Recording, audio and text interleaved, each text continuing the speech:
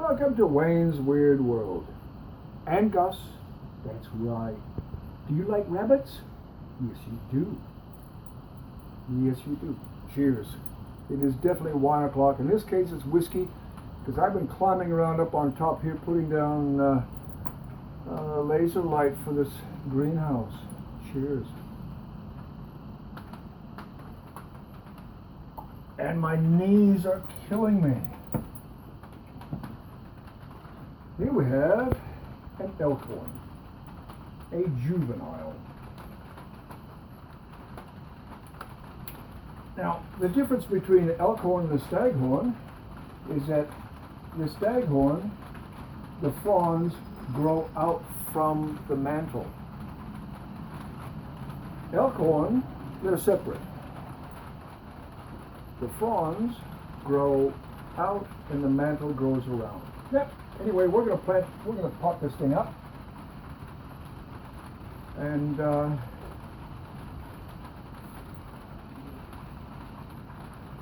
get a fishing line to secure it. Some people, we even came across when Fred and I were doing the road trip thing.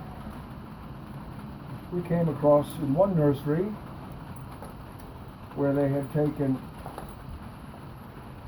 somebody had taken and put great chunks of wire, staples, through the mantle into the backing board. It looked ugly. I mean, ugly, ugly, ugly. Not what I would write home to my mother about, that's for sure. Okay. Make sure it's secure. Not. Okay. Sometimes I pull too hard. That's all right. Come on, so we'll do the back line. Not. Forward.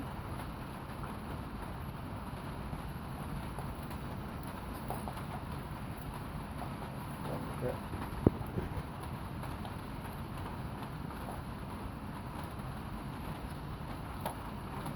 Rain's coming. Oh, I'm glad this laser light is here. Because the warm room, there is not very much room in the warm room. Why? Because it's absolutely chockers full of orchids. And some of them are cool growing and they don't need to be in there. This is why the rest of this greenhouse, right there. Okay, that's better. I like that. Sphagnum moss, live sphagnum, Tasmanian sphagnum moss, and aged coleoptile, all broken down nicely. Okay, let's see what kind of a mess we have. Drop it on it.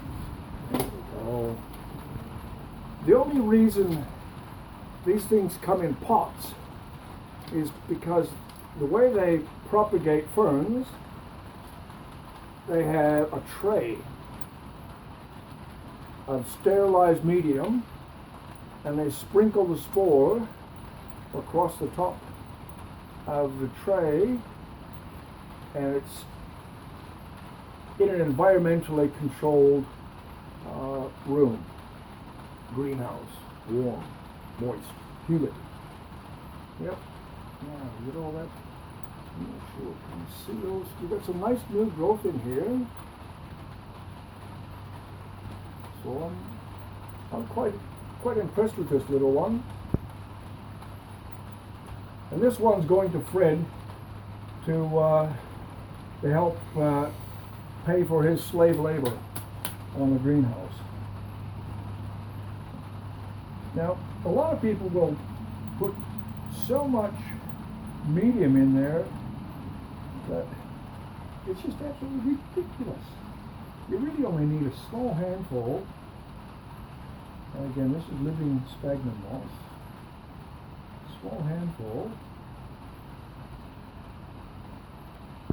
Now later on, when the mantle starts expanding, we're going to take some of the coleoptile, a tablespoon or two,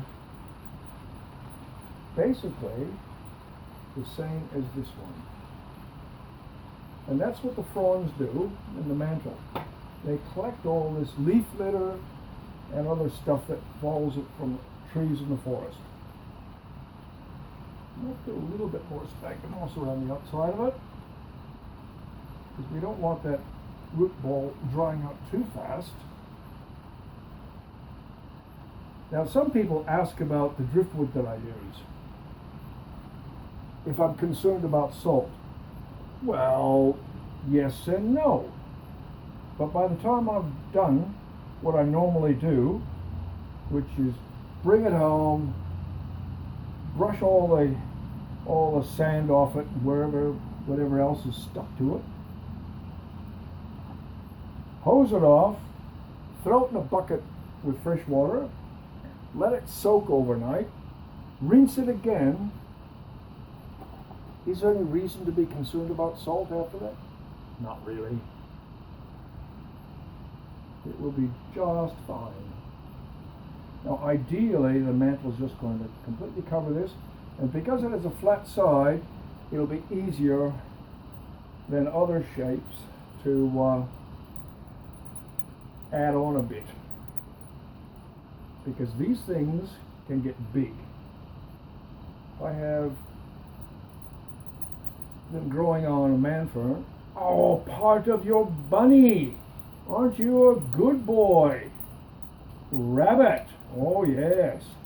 You're going to show off for the camera, are you? Oh goody. I'm sure all the lovely gentlemen and all lovely ladies are going to be so impressed with a dead bunny. Yes, okay. Oh, roll. And I like fish line because when I cut it away after a few years of the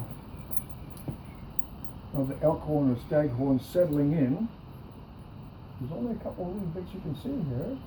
I cut them and I can tease them out ever so gently without damaging the mantle or any other parts of the plant. Cable ties, you've got to be kidding.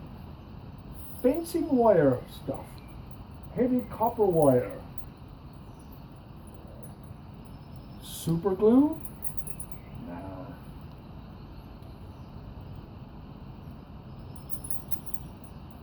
Just common old fish line. And when I remove it,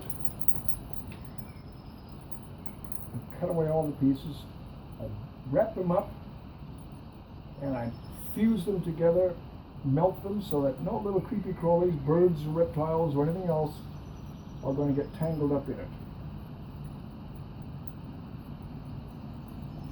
Alright. Through that little crack there. You probably can't see the fish line. I'm having enough trouble in this poor light seeing the fish line.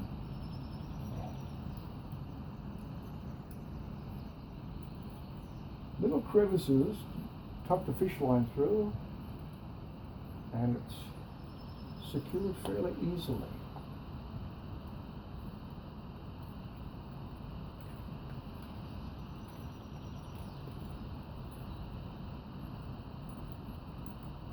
Oops, off the hook. Hook up. There we are. One elkhorn. Securely mounted. Scissors. Where have I put them? Aha. That's it. There's elkhorn. Elkhorn, staghorn. Yep, there they are. That's it. Wayne's Weird World. We'll see you next time. Look after yourself. Cheers.